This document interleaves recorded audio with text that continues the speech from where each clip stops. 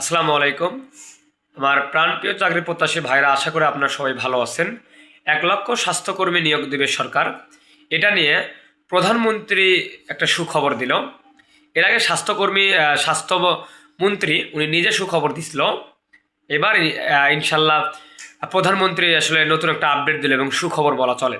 তো এটা নিয়ে বিস্তারিত আপনাদের আপডেট দিব যে কবে সার্কুলারটা হতে পারে বা কত লোক নিবে, কতগুলো মেয়ে ছেলে, সব কিছু নিয়ে বিস্তারিত আলোচনা করব। তার আগে বলি যে অবশ্যই সকল আপডেট পেতে এবং নতুন নিয়োগ সম্পর্কে জানতে এই চ্যানেলটি সাবস্ক্রাইব করবেন। সাবস্ক্রাইব না করলে আপনারা নতুন কোনো আপডেট, নতুন কোনো তথ্য, নতুন কোনো নিয়োগ বিষয় আপনি জানতে পারবেন না। এই জন্য অবশ্যই সাবস্ক্রাইব করবেন। আচ্ছা, মেন কথায় আসি। স্বাস্থ্যকর্মী পদ এটা হচ্ছে একটা 1,00,000 নিয়োগ দেবে।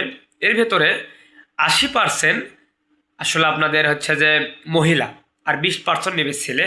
কারণ স্বাস্থ্যকর্মীর কাজ গ্রামে গ্রামে যা বিভিন্ন স্বাস্থ্য পরীক্ষা বা আদার্স চিকিৎসা দেওয়া মহিলাদের অনেকের, এ কারণে আসলে মেয়ে বেশি দরকার, যার কারণে 80%, এই জন্যে 80% নিয়োগ দেবে মহিলা, 20% নিয়োগ দেবে হচ্ছে আপনার ছেলে।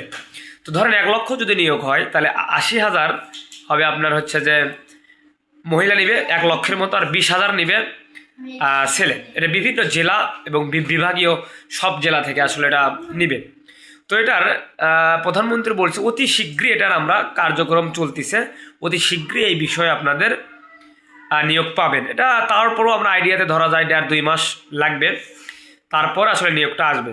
তো আসলে নিয়োগে আসলে আপনাদের এটা 16তম গ্রেডের একটা চাকরি, হিউজ পরিমাণ একটা বেতন ভাতা আপনারা এখান থেকে পায় যারা কর্মী হিসেবে কাজ করে। তো এটা আসলে ভালো একটা চাকরি। এটা নিজ উপজেলা, নিজ ইউনিয়ন, পার্শ্ববর্তী ইউনিয়ন, এগুলো পোস্টিং হয়ে থাকে। স্বাস্থ্য মহিলাদের চেক আপ করা। তো প্রস্তুতি নেন, ইনশাল্লাহ নিয়োগ আসতেছে অতি শীঘ্রই। 1,00,000 স্বাস্থ্যকর্মী নিয়োগ চলে আসতেছে। এবং এই চ্যানেলটা অবশ্যই সাবস্ক্রাইব করবেন নতুন নিয়োগ সম্পর্কে জানতে এবং আপডেট সম্পর্কে জানতে। তো আজকে এই পর্যন্ত, ভালো থাকেন সবাই। আসসালামু আলাইকুম।